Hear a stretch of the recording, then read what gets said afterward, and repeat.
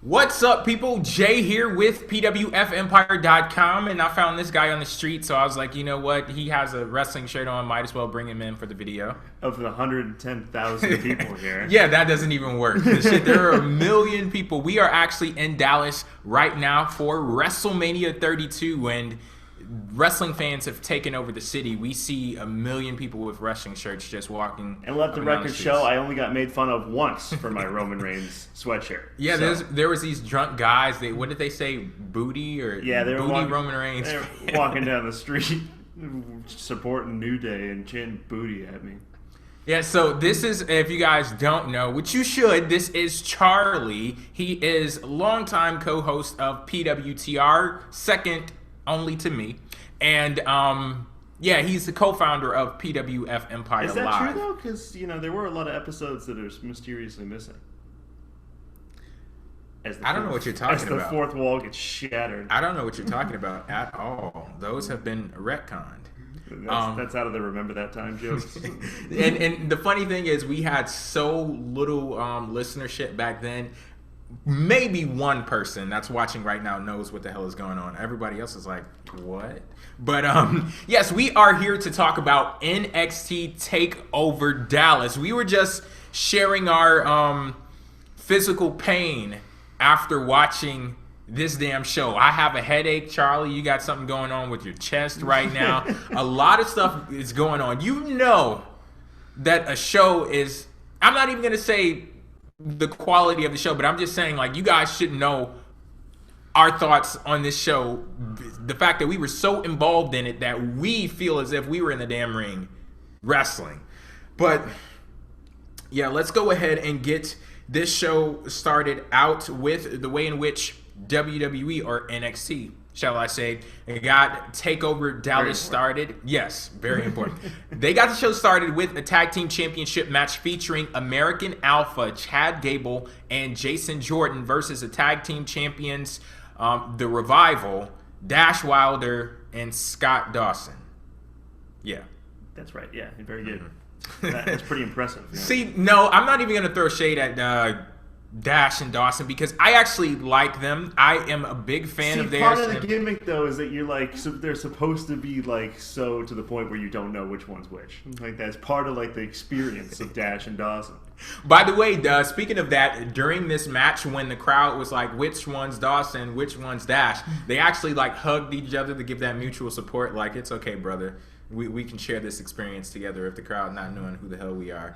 But the team, they're solid, and I think that this match, even though American Alpha won the match, this was a great showcase to show us exactly why the mechanics. See, that's the name I like. I don't like the Revival, but it shows exactly why Dash and Dawson were tag team champions and how great they were at being partners in that teamwork, and it was greatly on display in this match. One of my favorite points in the match was when you know that anticipation is building up for Chad Gable to go for the hot tag, and he jumps over to his corner, but we see Dash crawl from under the ring apron. He's like under the friggin' ring and pull Jason Jordan off of the ring apron. That was great stuff. Yeah, and the thing about NXT is they kind of run an old school like tag team division to me, where it's like you have face tag teams with big personalities, and then you have the heel tag teams, which are kind of, they're to some people a little faceless, but they can really go in the ring and they can really do their thing, and they're kind of like a great foil. Like they're just kind of, they're there just to be the other tag team, and the Revival does it pretty well. They're really good in the ring, so they can really put on some entertaining stuff there, so keep the fans entertained, and the big personalities of your babyface tag team carry the match. So Chad Gable and Jason Jordan are just, they're fucking phenomenal. They're probably the best tag team going at the moment.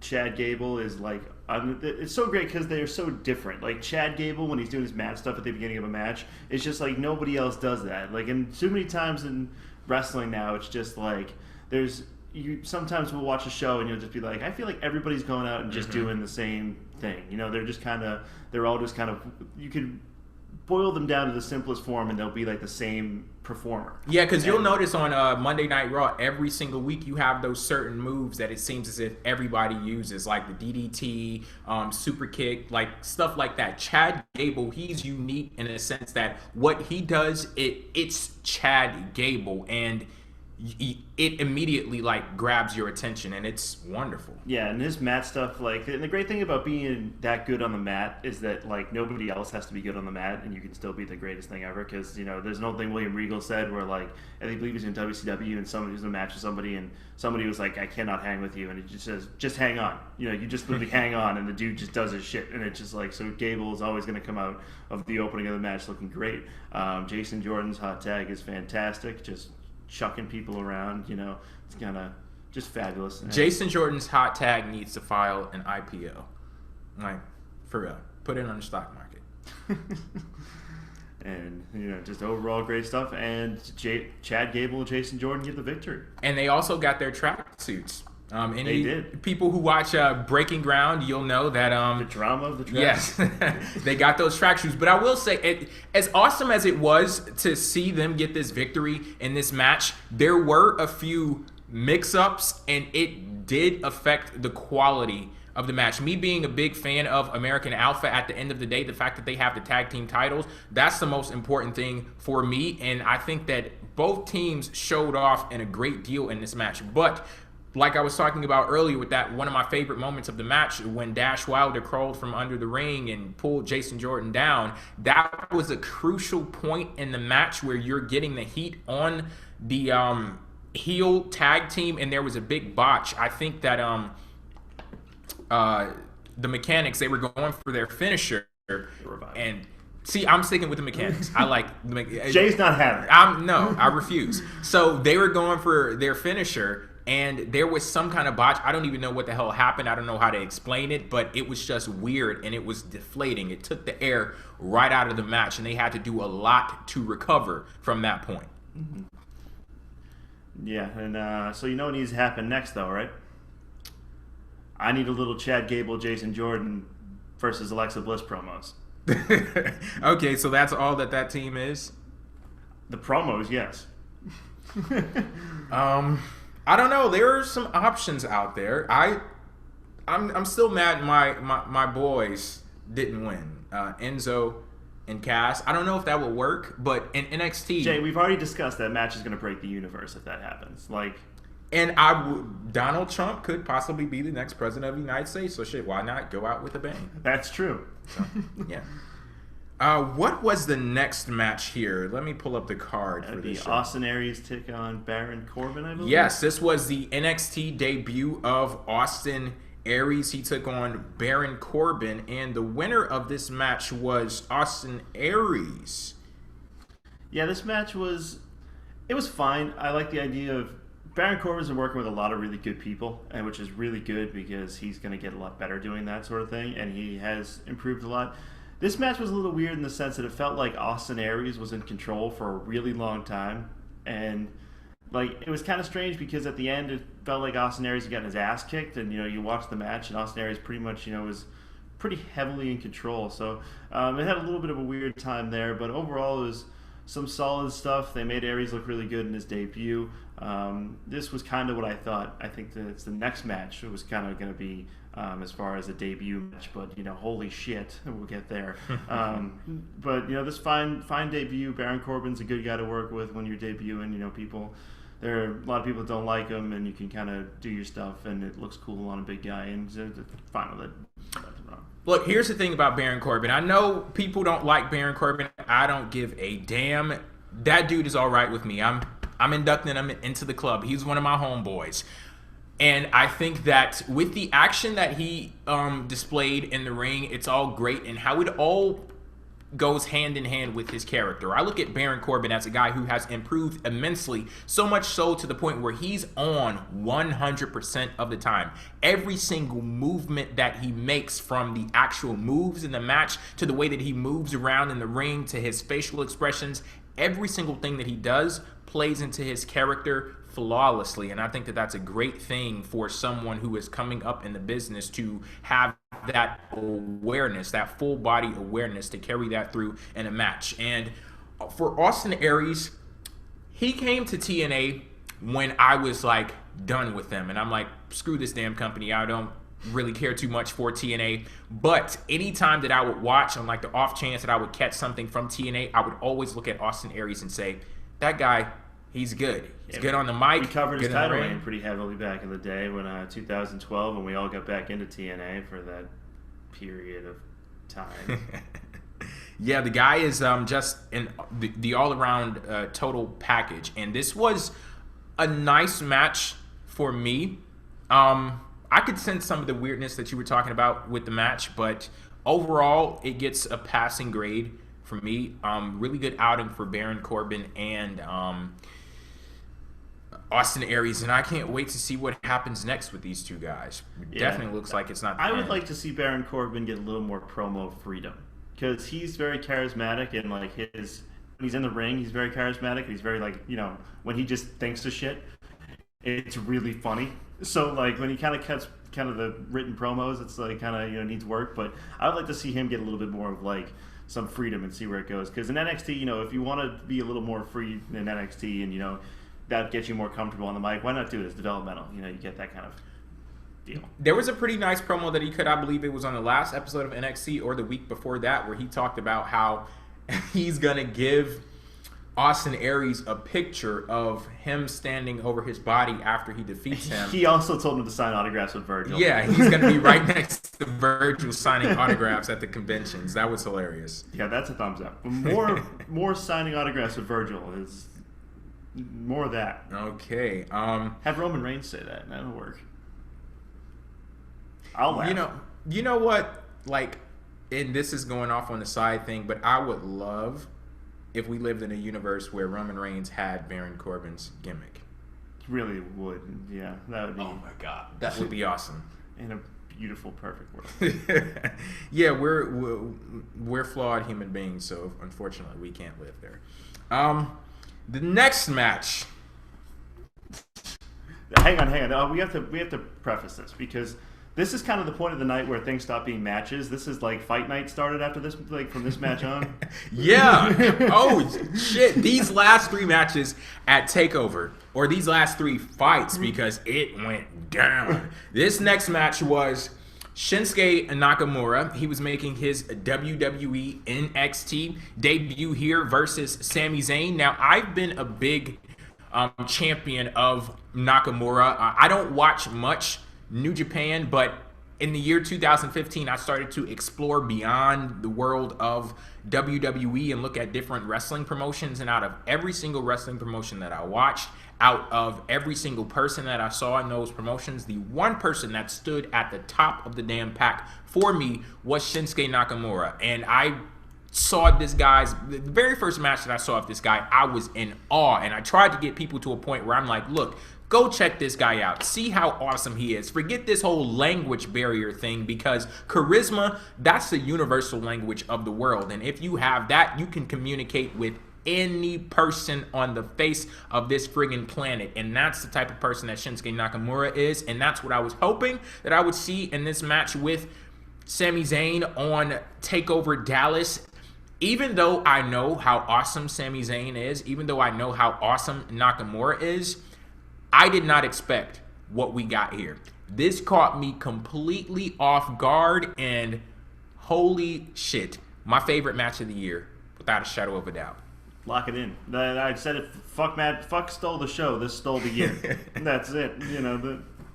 I don't know if we're gonna get to a point where anything else can top this, but I'm looking forward to see people try.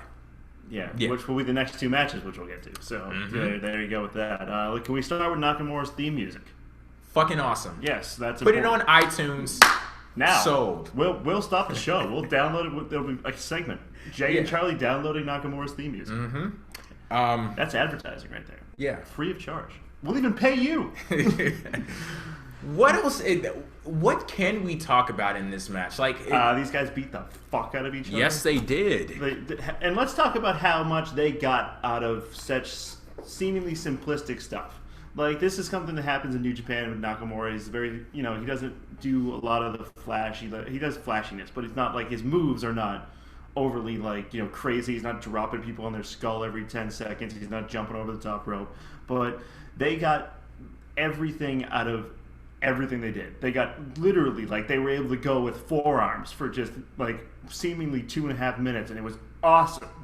This is what the thing that I talk about, and this like popped in my mind for the first time with that Undertaker and Brock Lesnar brawl on Monday Night Raw, where I said it felt like worlds collided. It's so important in the wrestling industry to create an atmosphere around what it is that you do, make it seem like a big fight feel, and they did that. Like Charlie was talking about, we're not sitting moves that they did were like the most flashy moves of all time, and they're doing crazy flippy shit out there. It's just that they invited people into the match. They invited people to get invested, and then it's like once you got them hooked, damn it, you could do what you want with them. Like, they are yours for the taking, and they took us on a very wild and entertaining journey in this match, and they beat the shit out of each other. They really did. Man. Like, Sami Zayn hit a clothesline on Nakamura that probably had Nakamura thinking, like, holy shit, that was a rainmaker. That was, and, Sami Zayn goes for his friggin' through the turnbuckle DDT, and Nakamura kicks him in the face. Oh, God. Which has to suck, because then you drop on top of the, like, hinge that holds the fucking turnbuckle in place. So that had to suck. Let's talk about that Blue Thunder Bomb near fall. Holy shit, folks. Like, I don't even remember how this happened. I would not be surprised if we watched this match, like, during the show again. Like, gee. But at any event, Sami Zayn hits this fucking Blue Thunder Bomb off of some counter, and Nakamura kicks out with like this much, and I go sprinting down to the door because like he's literally running through the room like this. I'm just sitting there like, what the fuck is happening? Oh my god! Which, unfortunately, to answer your next question, we didn't record any of that, but it would have been something. Like, we weren't ready for that. We weren't ready to have one of the more favorite matches I've ever seen happen before our very eyes. Yeah, I was sitting there thinking that, this is going to be a nice showcase. This is going to be a nice introduction. Shit, I didn't know you were going like balls to the wall, top shelf shit in his very first match. But I mean, if you're going to do it, if you're going to introduce somebody, perfect way to introduce them. I literally could not ask for anything more from this match, from Shinsuke Nakamura in NXT. Phenomenal job on every single person involved. Then we also have Sami Zayn possibly leaving NXT. Everything that we saw, all indications pointed to Sami leaving. Even before we saw the match, like that whole thing, thank you Sami at the end, and them giving him the fond farewell. I saw something on his face where it looked like he was reaching the end of his road in NXT. And great work that you've done down there. That storyline with him winning the NXT championship from Neville, that road to redemption, great stuff. One of my favorite stories out of wrestling in these past few years, and wonderful stuff from Sami Zayn in NXT. Okay. Oh, all right. From one, ride to another. Here. Oh, God. And this is one of those cases, I don't know what it is. Well, I actually do know what it is with promotions like NXT and Lucha Underground. They get me invested in these babyface champions and these challengers to the point where when they lose, I'm sitting there like, oh, my God. Like, I didn't even... The match was awesome between Asuka and Bayley. I don't even remember, because it was just like... I was like, this is the thing. Like, this is, I guess, what people in the business would talk about with these reviews and stuff. Like, I don't remember how good this match was, because I was into it. So, I don't know. Yeah, I know after the match was over with, I couldn't even say, oh, my God, this was awesome, because I was like, shit, Bayley lost. And she's laying there knocked the fuck out on top of it. Like, totally... Like... And they, oh man. Apparently, there are some people out there who didn't take it as well as we did. No, one smallish girl in particular. I wish this happened in full. I'm a terrible person, but that would have made the moment just so great. Because she always has that seat. Yeah, right at there. the entranceway. Yep, that she's and on like camera. Bayley would have been on the outside getting tended to by the medics, like right in front of it. Oh my god, that would have been emotional roll. She has to become a wrestler. That has to, right? Yeah, like there's she no has choice. Like she's get her a contract.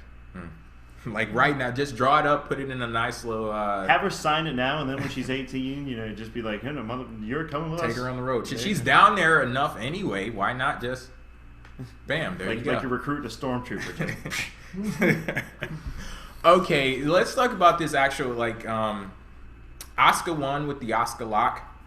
Bayley did not tap out. She actually passed out, and you could just see the life draining out of her. And in that moment, I was sitting there like, nah, this can't be it. This can't be it. And I think that something happened to a point where like Asuka was readjusting. Like she had the move locked in. I think Bayley got up or something like that. And then she locked in the move, and I'm like, yeah, it's over. There's no room for any kind of stuff to go on there where she has any saving grace. It's over. But we were talking before about how we thought this match was going to be booked, and I don't think it was booked in the way that we thought it was going to be, but that doesn't mean that it wasn't enjoyable, because it damn sure was. It's like they were going toe-to-toe with each other, blow for blow, and Bayley had it a lot. It was kind of like the Austin Aries match, where like I kind of expected Asuka would come in and beat the hell out of her, and that didn't really happen early, which I think it was a little bit of they want to keep Asuka as, face. So they wanted to kind of have Bayley control it, and Asuka kind of play like they wanted it nice and even, and didn't want to just have Asuka beat the crap out of her and get booed out of the building, and people willing for Bayley. But at the end of the day, people they picked the one person that maybe could get away with beating Bayley. We'll see. It's going to be a difficult task to beat Bayley and see what happens. But overall, great match. There's spots where like Asuka would miss a kick and she'd follow it up, and then she went back to it and she tried to do it again. Then Bayley ducked and was able to counter. They were drilling each other with forearms. It was like Sami Zayn and Nakamura went out and like did everything you want from a match, and then beat the hell out of each other, and everybody behind them went, all right, looks like we're gonna hit each other too. It's like, and then, like, man, because it's like a situation where I posted this picture on Twitter where it's like I'm sitting there like, where's the cool down match? And the NXT bookers are like, cool down match? I don't understand what's a cool down match. So it's like, if you can't have that cool down match to kind of like bring the crowd down, you have to add some kind of flavor to your match that maintains everyone's attention, and they don't get to a point where they're like, okay, well, here's the cool down, and let me calm my senses. They did not give you a chance to blink at all. And I actually got a tweet from Jonah. He said you can't even miss the short breaks in between the matches, because you had people like Kota Ibushi from New Japan. I don't think he's with them anymore, is he? No, he's got his own project that he's doing, which I'm not sure if it's just traveling around and working for people or a promotion he's setting up. I don't really know what it is. But. Yeah, we had Kota Ibushi show up. We had Bobby fucking Roode show up. Yeah, and I think that they did something where like the lights were off. They flashed right to him, like, holy shit. Yeah, because they were showing the crowd, and then the crowd just went, hold on! And we were like, okay. Yeah, so the way that they constructed this show was like, damn it, you will watch every single second of NXT TakeOver Dallas, and you will love it. We got a lot more seconds to talk about here. It's a few in particular, right? Yeah. How about these seconds after the bell rang? Finn Balor versus Samoa Joe for the NXT Championship. I bullshit you not. The most intense start to a match that I have ever seen in my entire life. I couldn't even see, this is one of those moments where replays work, because I couldn't even process what was happening while it was happening, because it was happening so goddamn fast. I'm sitting there like, wait, can press pause or something? Can I catch my breath? Because a lot was going on. This was not a lockup and into the the arm wringer and headlock takeover. No, didn't happen. Samoa Joe got busted open like you fucking read about on. I think he went to go hit Balor with a knee, and Balor kind of bent over on the knee, and then hit Joe inadvertently, and Joe is crazy, wild, covered in blood. Still, I don't even think you saw it at first because I like pointed out because I didn't like know that the headbutt got him. I saw it in a slow-mo replay they showed at the end. Like he was outside of the ring, and all of a sudden, like his face. This side was completely okay. He turned around and it was like a fucking murder scene right there. And I said, holy shit, did I blink and Balor get him with the chainsaw or something? Because his face looked like a horror show, like blood just raining down his face. And then he went berserk. It's like he saw that and it triggered some kind of primal instinct in him to just destroy because he goes and he just with fury tosses him over the damn ring barricade, and I think Balor took somebody out in the process of that. God, like I saw a body lying under him. Then the fucking slow-mo where he's like we're really doing this, huh? I said, holy shit, what just happened? Like, we went nuts when that happened. Like, oh my God, that was some great stuff. Like I said, most intense start to a match that I've ever seen. How about we make it a theme? Wouldn't it be great if Roman Reigns had Samoa Joe's character? Yeah, Samoan Badass. Come on, there we go. Yeah, this is more. But, Jesus. And then, this match did have like other stuff happening too. Like it ended. Yeah. And Balor won, which I actually wasn't expecting.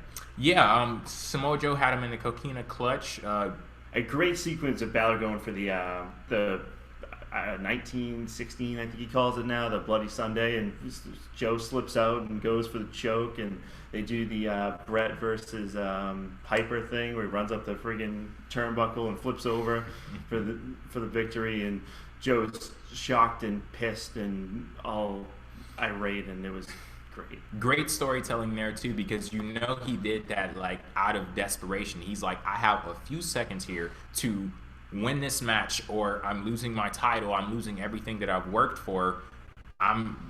He's gonna embarrass me in front of all of these people, and just precision, on point, great stuff there. Now, I wouldn't want to be the reporter that asked Joe why he didn't take Balor down on the choke in the pre-fight and the post-fight presser. Lord, man, we probably should turn on the network right now. He's probably still beating the shit out of that guy. Hopefully, it's like that dude that interviews on Raw with the glasses that I don't know. It's got the spiky hair. Greg something. I think it is Greg. Something with a G. I know who you're talking about. He used to be in NXT. I don't know, but maybe it's him. That'd be funny. But yeah. So we had that. Then with Samoa Joe being busted open, we had the WWE medical officials, the heels of the fucking century. Eva Marie and the medical officials. Yeah, they're coming out and they're tending to Joe, and like the crowd, they went off many times because they did interfere in the match. And I guess I understand if you think that they're like messing with the flow of the match, but I think it was done in a way where